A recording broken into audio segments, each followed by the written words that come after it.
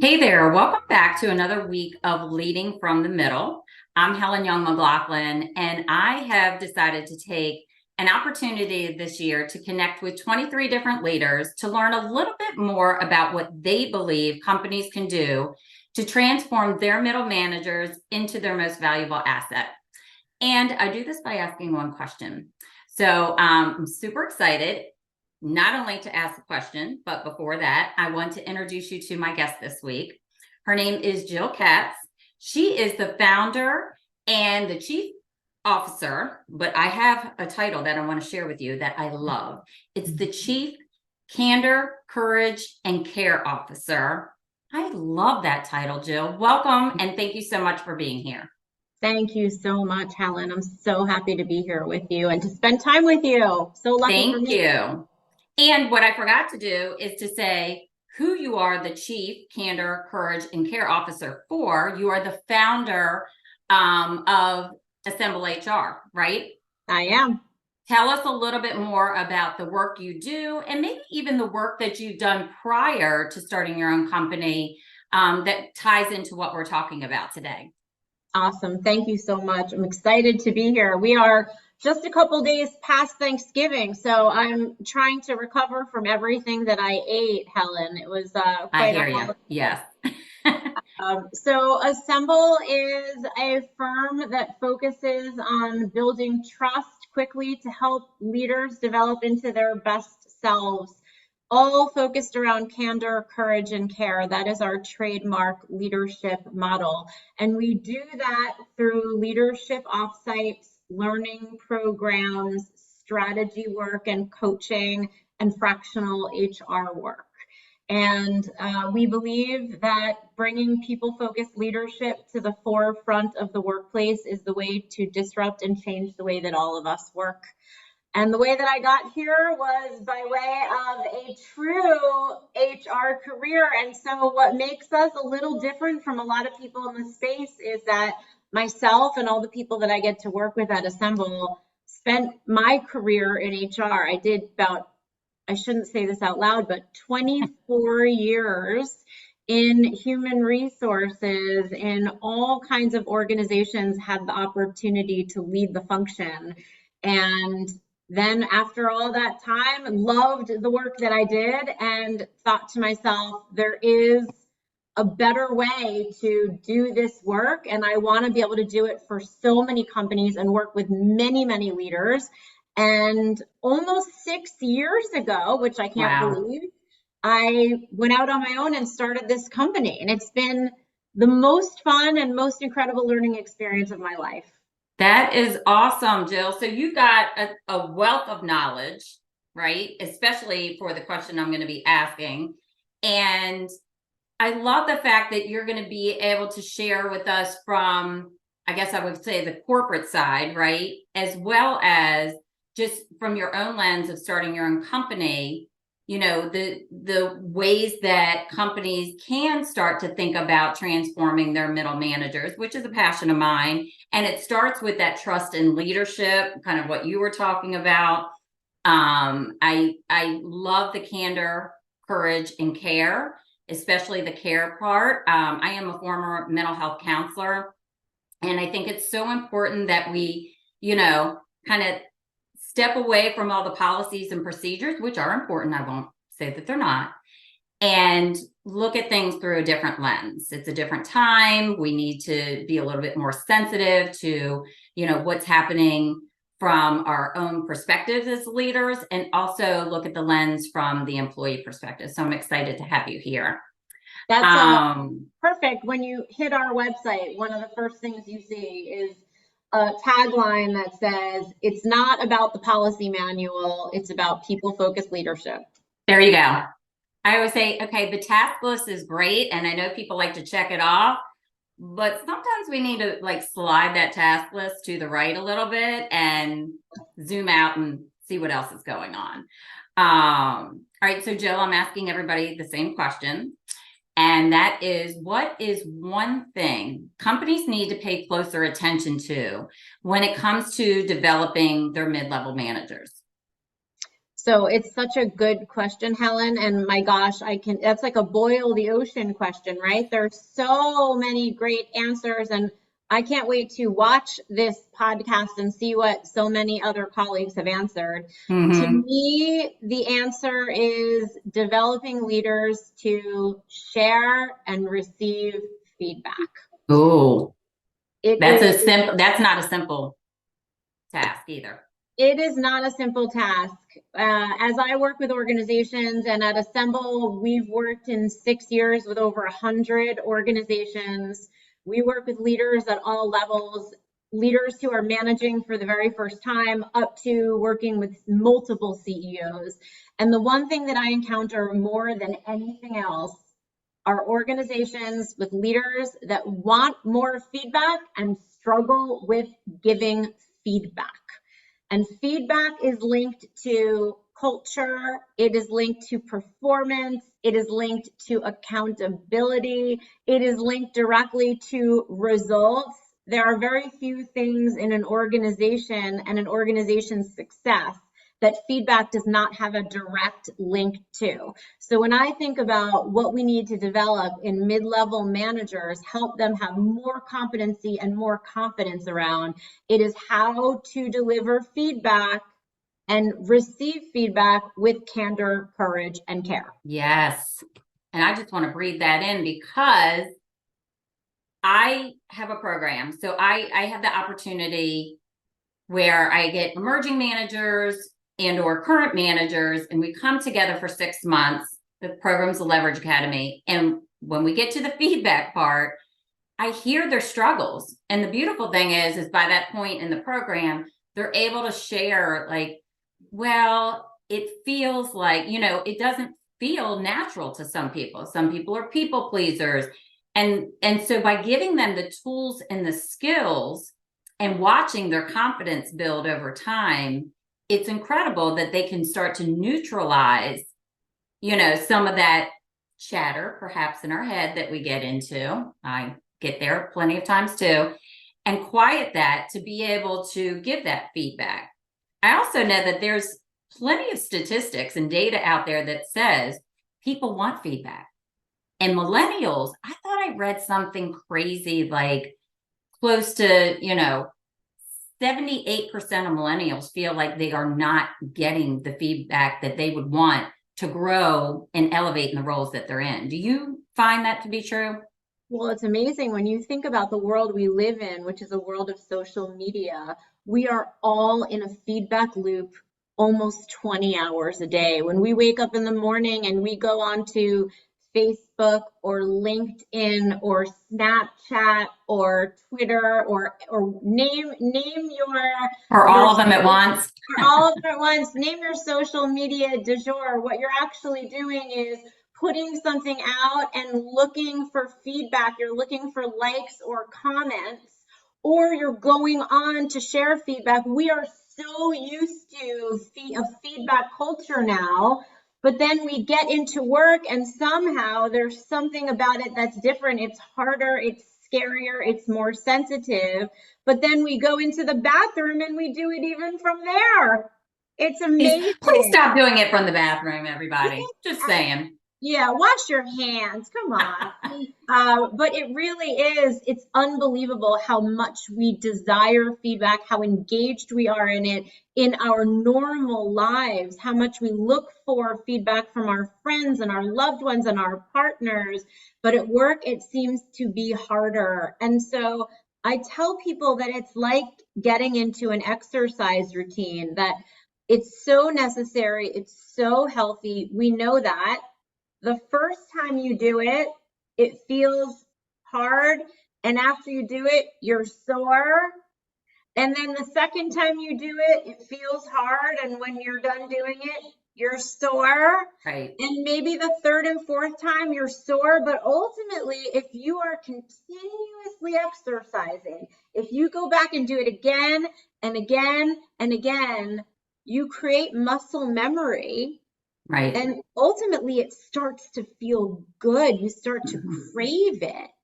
And that's what feedback is about. The more you do it, the more you create that loop with other people, the more you come to expect it, the more comfortable it feels. And ultimately, I love your word, neutralize, to Mm-hmm. neutralize and get rid of this feeling that it's a bad thing. It's actually a great thing, a healthy thing, and something that can help motivate and drive us.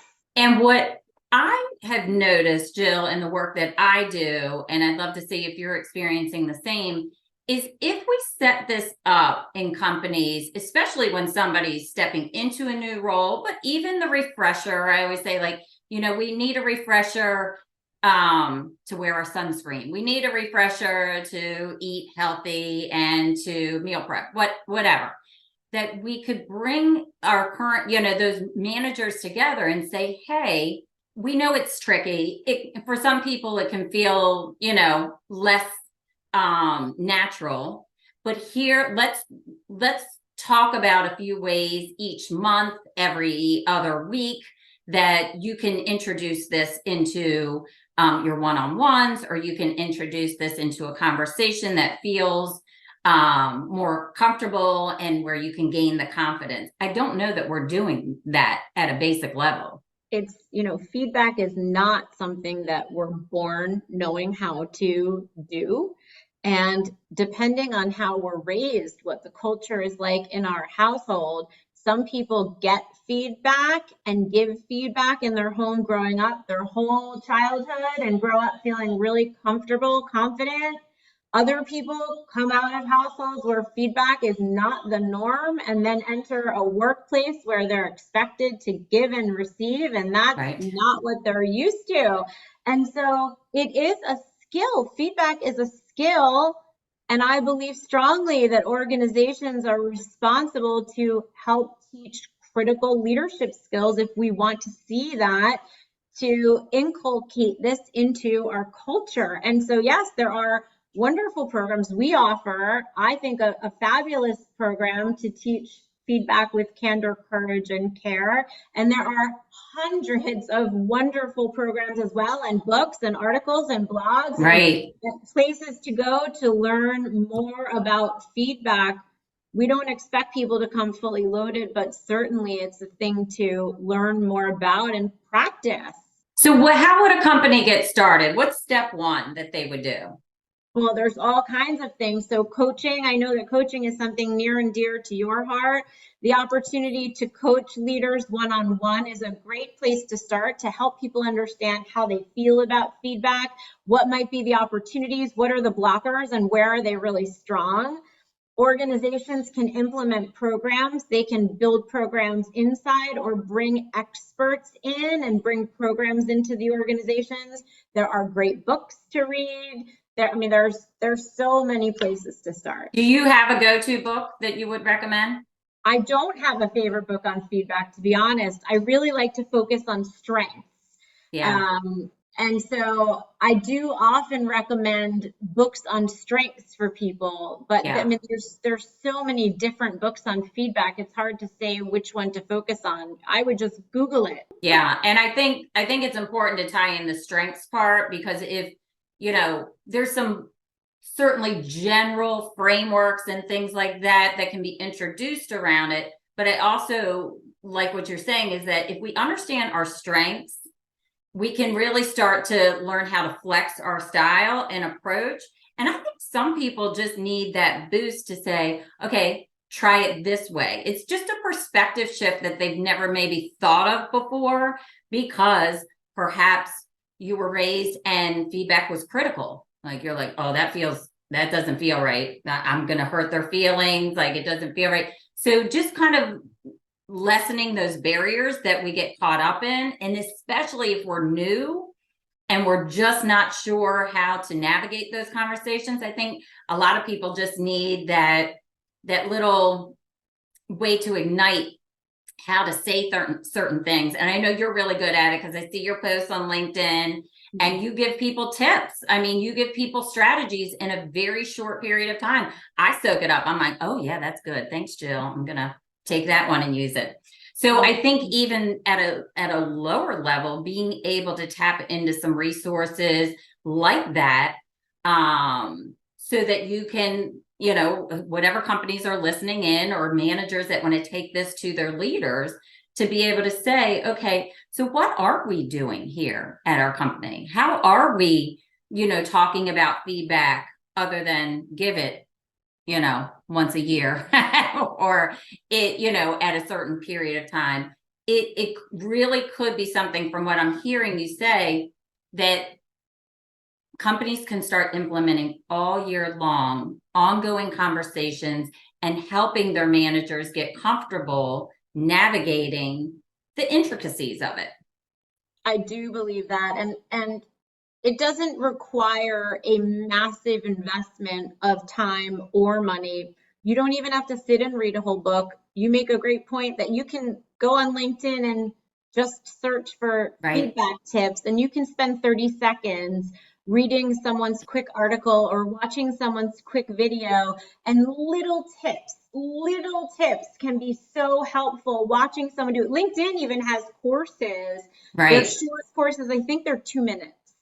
Yep. And they're free. I think that they're free to watch if you're a LinkedIn member. And so there's just so many resources out there, but practicing Important. the skill, finding a partner and saying, hey, I want to practice this with you, and learning little things. Like, something I learned years ago was that the word feedback alone sometimes scares people. And so I sometimes recommend people choose the word insights. Mm, Say, can I share an insight with you? Or do you have an insight to share with me? I And love that. sometimes getting away from the word feedback even makes it a little better. That's true. Yep. I really like that. That's a great approach. And I think the other thing that I wanted to connect this to is, when you're thinking about investing in retaining your people, right? We want to retain our talent and have them stay. You do need to invest sometimes. And otherwise, when you lose people, on the flip side, those turnover costs that I talk about pretty regularly are significant. You lose one manager, it's double their salary. What you could have invested in multiple people getting, coached or trained, developed, would, I think, pay off significantly. So companies can choose, but I love that you brought this up: receiving and giving feedback. It's not one or the other. It is, all encompassing. And starting small. Is there anything else you would add to this, Jill? I would remember, and I would make sure to add, that feedback can and should also be positive. And when we think of feedback, I think so many people default to thinking that it's about opportunities. And certainly there's a piece of feedback that are things that we can be doing better. But the best part of feedback, the reason feedback was invented, I hope, was to let people know what they're doing that is working, so that we can keep doing it, so that you can Yes. say to someone, I love that.